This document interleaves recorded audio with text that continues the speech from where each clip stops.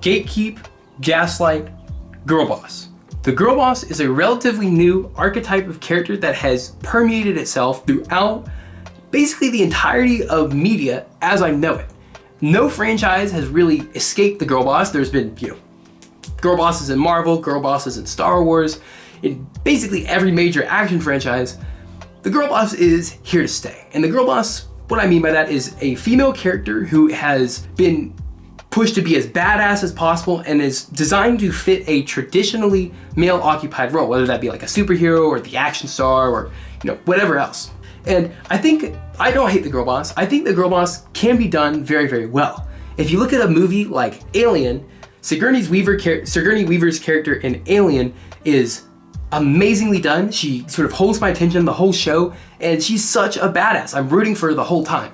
On the other hand, you have a lot of franchises and a lot of movies nowadays, like Captain Marvel, that have received widespread hate, have received a lot of pushback from the traditional fan base, and have just not been well received in general because of the betrayal. And you could argue, okay, that's sexist, whatever, blah, blah, blah. I don't think it is. Because if you look over at franchises like Jujutsu Kaisen and Attack on Titan in the anime world, there are all these strong female characters like Kugisaki in Jujutsu Kaisen, Maki Zenin, Mikasa from Attack on Titan that are 100% girl bosses. They are so badass, they will kick any dude's ass in the entire show, right? And they don't get any pushback. They don't have any hate at all. They're in fact loved by the male franchise, a lot of times more so than the male characters in the franchise. Like, I don't know about you, but I like Mikasa way more than I like Eren right now in Attack on Titan.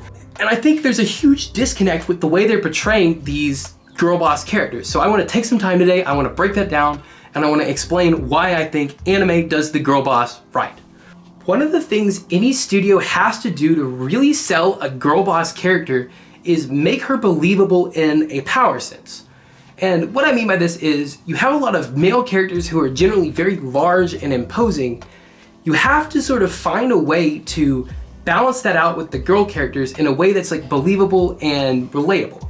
And I think this is done so well in anime, because anime has for the last several decades basically perfected the power balance of like power systems. Like, shonen power systems have been a thing for literally decades now. If you look at Jujutsu Kaisen, the power system in Jujutsu Kaisen in place is that of curse energy. And it lends itself so well to portraying female characters because there are like, maybe 20 or 30 different characters in the whole show. You have this character over here who has maybe a particular strength, right? And you have this character over here who has, say, a particular weakness. That strength and that weakness perfectly sort of fit in like a little groove here. So you could have a very weak character with a particular strength that could beat a much stronger character that has a particular weakness. And this sort of system of strengths and weaknesses is what allows characters like Kugisaki to be so OP. Kugisaki in Jujutsu Kaisen has this very particular power where she's able to transfer curse energy via resonance, right? And it's a very powerful technique. It lends itself so well to taking down so many bosses, but in a one-to-one fight, I don't think Kugisaki would be able to beat a brawler like Todo. But she doesn't have to be able to beat a brawler like Todo to be badass. She is badass for like the abilities she has. She knows her strengths, she knows her powers, and she plays to them. And basically this is true of every single character in Jujutsu Kaisen, male or female. And so regardless of physical strength, regardless of whatever, you have characters who can still, kick any character's ass any given day of the week based off of just some random strength or random weakness that they have within the power system. It is perfect for making believable female characters who, are within sort of, I'd say, the physical limitations of what they look like. It just works. And of course, you have characters like Maki Zenin who can, I would say, kick the ass of any dude in the show. But, she still has a weakness. She could, like, if someone comes at, basically Maki Zenin doesn't have any curse techniques. If, someone with really strong curse technique came at Maki Zenin, Maki Zenin would be fucked. But, she can kick most of the dude's asses either way. It just works because she knows her strengths and she can play to them. I don't know. I'm going to stop talking about this point, but that's that. Another thing I think that a lot of anime does very, very well is creating compelling female characters based off of their backstory. And to really sell a female character, I think you have to sort of project their presence and make everything about them believable to fit with this narrative. And a great example of this is Mikasa from Attack on Titan.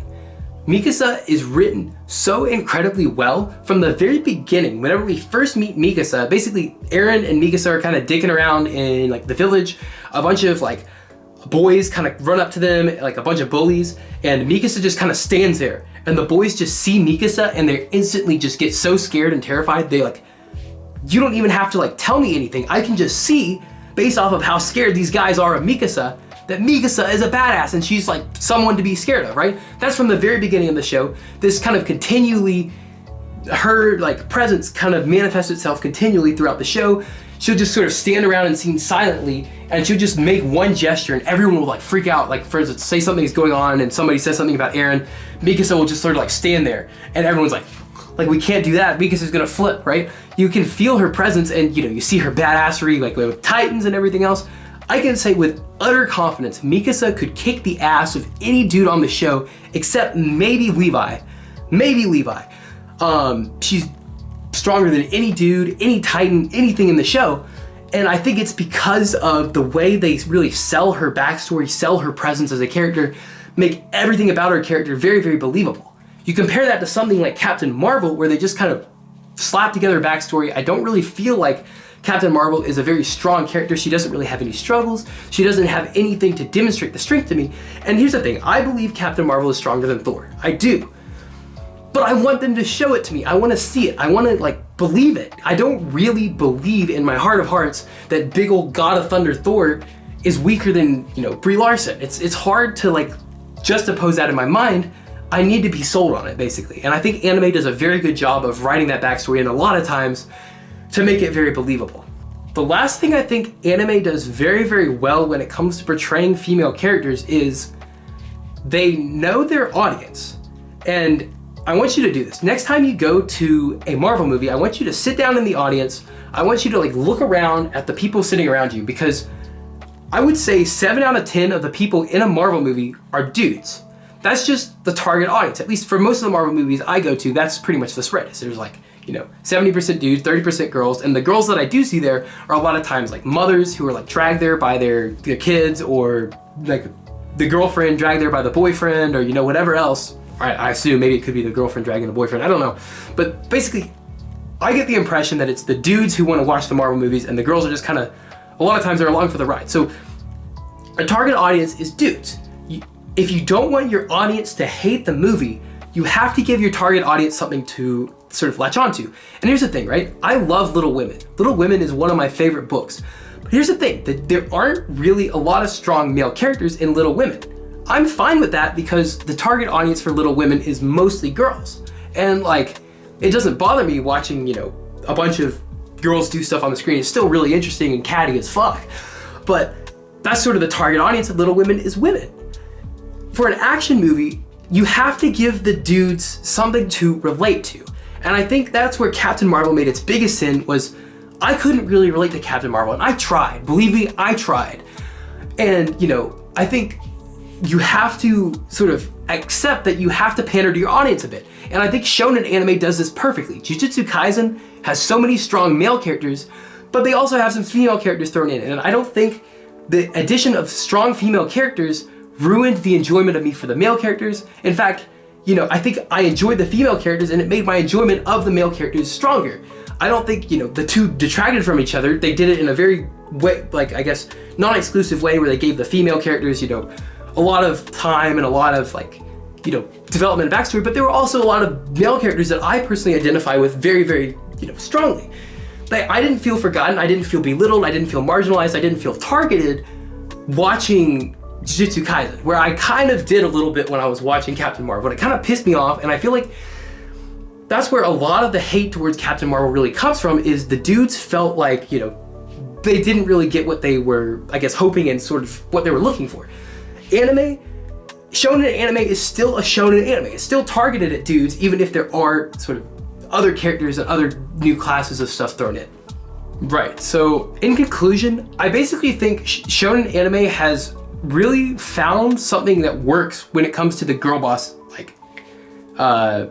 archetype. And believe me, I'm not saying that anime portrays women the best, because for every Attack on Titan and Jujutsu Kaisen, there's a million Rent-A-Girlfriends or worse.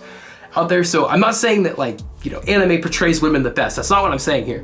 What I'm saying is that I think several shonen anime have really found a way to successfully portray the girl boss archetype in a traditionally male genre in a way that doesn't alienate the main fan base. And I think that's really powerful. I think Western media has a lot of lessons to learn.